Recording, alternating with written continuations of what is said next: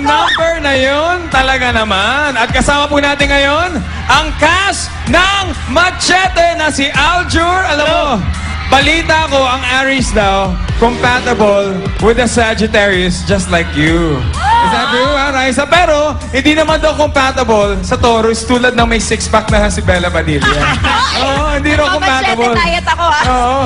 Ay, hindi totoo yan Super okay kami sa set ng Machete. Oo, balita. Ganun ba talaga? Ganun, ha? At yan, tuklasin po natin ang hiwaga ng katauhan ni Machete, ang pag-iibigan nila ni Rosella at ang papel ni Marla.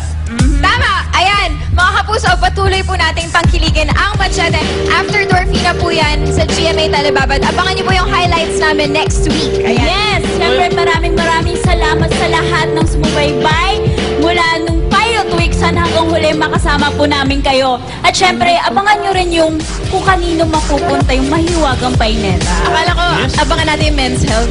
Ayun, yung mahiwagang katawan ni Aljur. Parang nakuha yung mahiwagang katawan. Sige, Rico, paano? yan, isa sa mga pangarap ko natupad na, naging cover na rin po ako ng Men's Health. Wow! 4 February po yan. Basa pa yung t-shirt natin. Hot! May Yes. t-shirt na. Kung gusto nyo makuha ang katawan ni Machete, hindi ko po katawan ni Machete, bumili na po kayo. Nandiyan po yung workout namin, yung workout program namin ng trainer ko and Machete Diet. At yan, mga kaibigan, makikita nyo rin kung paano sila mag-machete dance. Yun ang isang sexy number. Aabangan nyo yan. Dito sa Party Pilipinas, kasama si Bella at si Risa. And of course, we also have Aljur who will dance a very, very sexy dance. Tama. But Rico, up next, the Valentine Girls with B-Day Boy Richard Gutierrez. Yun, Ayan. and also, Kylie Padilla. Happy birthday, magsasayaw. Kylie! Wow! We are talking air dance. Yan ang gagawin natin for her birthday. Dito lang yan sa Party Pilipinas! Side!